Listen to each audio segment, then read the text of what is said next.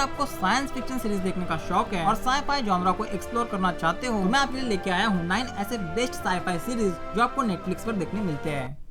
We both feel that you could use a break.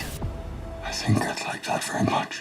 तो बिना किसी देरी के चलिए एक्सप्लोर करते हैं साई-फाई जॉनरा की कुछ बेस्ट सीरीज जो आपको नेटफ्लिक्स पर देखने मिलते हैं। नंबर 9 पे है ब्लैक मिरर। इसके हर एक एपिसोड में टेक्नोलॉजी से रिलेटेड कुछ अलग अलग और हैरान कर देने वाली कहानियां दिखाई गई है। इसके अब तक 6 सीजन आ चुके हैं और जैसे कि मैंने आपको बताया सारे एपिसोड्स में अलग अलग कहानी देखने मिलेगी, तो किसी भी सीजन का कोई भी एपिसोड पहले देख सकते हो क्योंकि सारे ही तगड़े हैं और कुछ एपिसोड्स तो आप भूल कर भी भूल नहीं पाओगे ऐसे है। सीरीज का जो नाम है ब्लैक मिरर वो ऐसे ही नहीं है। सीरीज फोकस करती है टेक्नोलॉजी के डार्क पोर्शन पर। इस सीरीज को देखने के बाद आप रियलाइज कर लोगे कि टेक्नोलॉजी जितनी अच्छी है उतनी ही बुरी भी है। तो भाई सीरीज में हमारी ही डार्क रियलिटी दिखाई गई है जो देखकर मजा ही आ जाता है भाई, और कुछ एपिसोड्स देखकर तो दिमाग भी घूम जाएगा आपका। वैसे अगर आपका इस सीरीज से मन नहीं भरा और बहुत ज्यादा दिमाग घुमा देने वाला कंसेप्ट देखना चाहते हो तो ब्लैक मिरर बैंडरस्नैच नाम की मूवी जरूर ट्राई करना। दिमाग को ऑर्गेजम हो जाएगा भाई कसम से।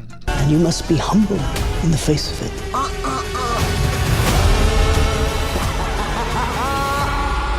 The things they can do. Number 8 पे है दी रेन। दी रेन में दिखाया गया है कि एक पावरफुल कंपनी कुछ ऐसा एक्सपेरिमेंट करती है जिसकी वजह से जानलेवा बारिश होती है और इस बारिश से निकलता है एक रहस्यमयी और बेहद खतरनाक वायरस। तो ये एक पोस्ट एपोकलिप्स सीरीज है जहाँ कुछ यंग सर्वाइवर्स दिखाए गए हैं। तो कैसे उस बंजर पड़े लैंड में वो सर्वाइव करते हैं वो सब हमें इस सीरीज में देखने मिलेगा और यंग एज में जो प्रॉब्लम्स हम सब फेस करते हैं वो सब कुछ भी इसमें देखने मिलेगा। तो जरूर ट्राई कर सकते हो।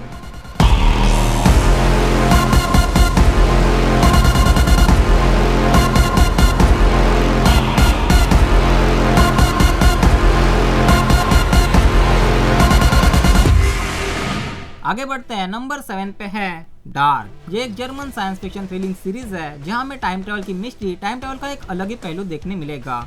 डार्क सीरीज सेट है फिक्शनल टाउन विंडन में जहाँ मिस्टिकली डिसअपीयरेंस होता है चिल्ड्रंस का जो कि लिंक्ड है इंटरकनेक्टेड टाइमलाइन से और फैमिली के सीक्रेट से।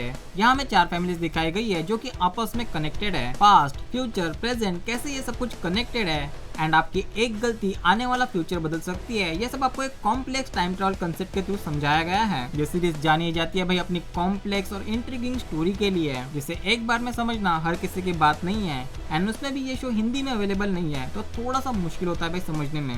पर सीरीज आपको इसे देखने के लिए मजबूर करेगी क्योंकि आप क्यूरियस होकर जानने के लिए कि आगे क्या होगा और कौन सा नया सीक्रेट सामने आएगा। जैसे ये सीरीज मल्टीपल टाइमलाइन से कनेक्टेड है वैसे ये आपको अपने इंटरेस्टिंग प्लॉट की वजह से कनेक्टेड करके रखती है। और अगर आपको ये सीरीज देखनी है तो बिंज वॉच करना होगा, अदरवाइज समझने में मुश्किल हो सकती है। इस सीरीज के अब तक 3 सीजन आ चुके हैं एंड 3rd सीजन इसका लास्ट सीजन था और अब तक हमें इसका हिंदी डब देखने नहीं मिलता, जल्दी देखने मिल सकता है।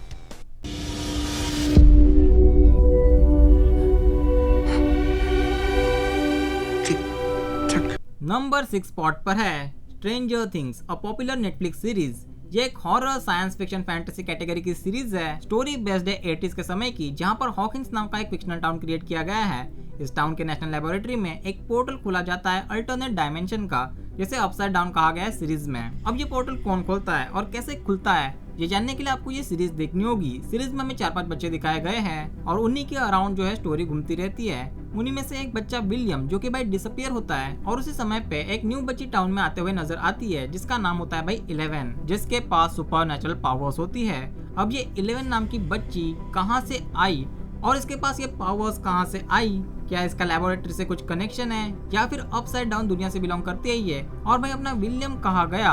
अगर आपको इन सवालों का जवाब जानना है तो आपको ये सीरीज देखनी होगी। इसके अब तक 4 सीजन आ चुके हैं और हर एक सीजन में हमें एक नए क्रिएचर के साथ एक नए विलन को इंट्रोड्यूस करवाया गया है। जहाँ सबसे पहले सीजन में हमें देखने मिला डेमोगोर्गन, सीजन 2 में माइंड फ्लेयर, सीजन 3 में माइंड फ्लेयर और डेमोगोर्गन की फौज देखने मिली और सबसे तगड़ा विलन हमें देखने मिला सीजन 4 में कॉल्ड वेकना, जो कि हमें सीजन 5 में भी देखने मिलेगा। एंड उसी वजह से सीजन 5 को लेकर मैं बहुत ज्यादा एक्साइटेड हूँ और बहुत से लोग भी एक्साइटेड है।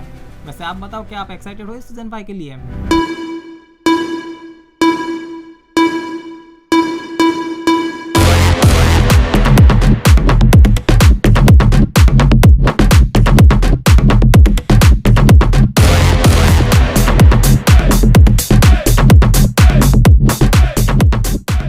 नंबर 5 पे है कॉलोनी। सीरीज में हमें दिखाया गया है कि एलियंस जो है वो धरती पे आते हैं और अपनी एक कॉलोनी सेट करते हैं। तो भाई जब लॉस एंजलिस में एलियन इन्वेजन होता है तो इंसान दो कैटेगरी में डिवाइड होते हैं, जहाँ बहुत सी फैमिलीज एलियंस के साथ कोलैबोरेट करती है, तो वही दूसरी तरफ ऐसी भी फैमिलीज है जो रेबेल बन जाती है एलियंस के खिलाफ।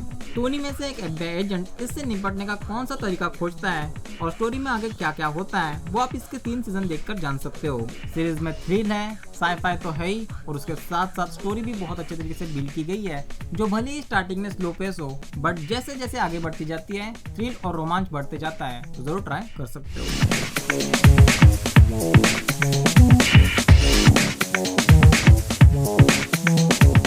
नंबर 4 पे है ऑस्मोसिस, जिसमें एक डार्क वेब की कहानी दिखाई गई है।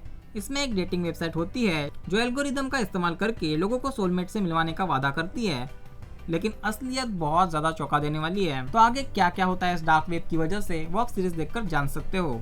तो अगर आप भी कोई डेटिंग ऐप या फिर डेटिंग साइट यूज करते हो तो you must watch this series. You will find out कि ये सब कैसे वर्क करता है।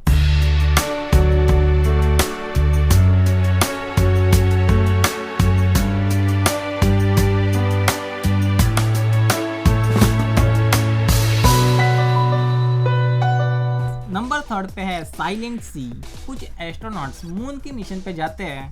इसमें अंतरिक्ष में खाली पड़े एक रिसर्च सेंटर की खोज की कहानी दिखाई गई है, जिसे मिल जाने के बाद चौंका देने वाली सच्चाई सामने आती है। तो उस रिसर्च सेंटर में क्या कोई एलियन है जो भाई लोगों को मार रहा है, या फिर कुछ अदर चीजें हो रही है इनके साथ, ये जानने के लिए आपको ये सीरीज देखनी होगी। कमाल का सस्पेंस बिल्ड किया गया है सीरीज में, जो आपको एंगेज फील करवाती है, तो जरूर ट्राई करना इसे एक बार।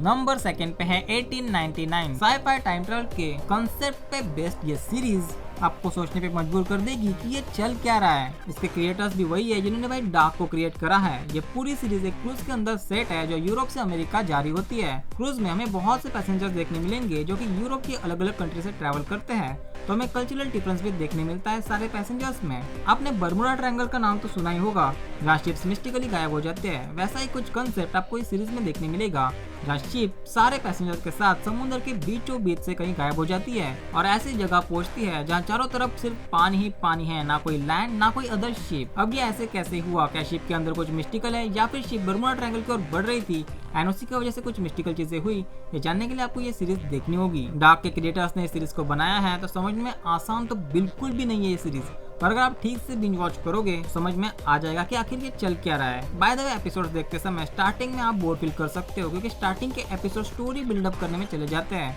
और आपको घंटा समझ में नहीं आएगा कि ये चल क्या रहा है ये। पर ट्रस्ट में जैसे ही आप इसका लास्ट एपिसोड देखोगे तब आप सीजन 2 के लिए वेट नहीं कर पाओगे। इसके सारे एपिसोड्स एक तरफ है और इसका लास्ट एपिसोड एक तरफ है, जहां हमें सारे तो नहीं पर कुछ सवालों का जवाब तो जरूर मिला है कि आखिर हम देख क्या रहे थे 5-6 घंटों से। वैसे इसका एक ही सीजन आया एंड सेकंड सीजन जल्दी देखने मिलने वाला है। सीरीज में थ्रिल, सस्पेंस, मिस्ट्री सब कुछ देखने मिलेगा, तो जरूर ट्राई कर सकते हो इसे। To see the full scope of things. Number 1 पे है लॉस्ट इन स्पेस। ये एक स्पेस एडवेंचर साईफाई सीरीज है जहाँ फ्यूचर में पृथ्वी रहने लायक नहीं बची, पर इंसानों ने पृथ्वी जैसा ही एक अल्टरनेट प्लेनेट ढूंढ लिया है। तो जब रिजोलेट यानी कि एक बड़ी सी शिप में सारे फैमिली दूसरे प्लेनेट पर जा रही होती है, तब शिप में कुछ गड़बड़ी की वजह से सारी फैमिली स्पेस में ही कहीं खो जाती है।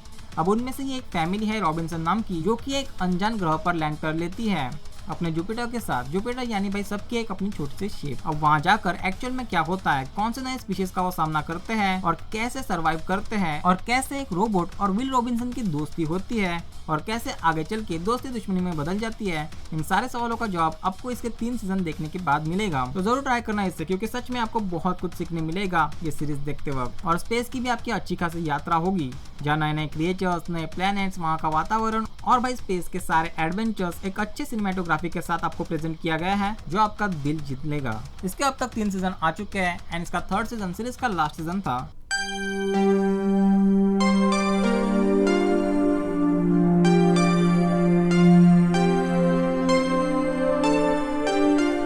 कुछ worth to watch sci-fi series जो आपको नेटफ्लिक्स पर जरूर ट्राई करने चाहिए, अगर आप नेटफ्लिक्स पर कुछ क्वालिटी कंटेंट की तलाश में हो तो। बस आज के लिए इतना ही, मैं मिलता हूँ आपको नेक्स्ट वीडियो में। तब तक के लिए अपना और अपनों का ख्याल रखिए।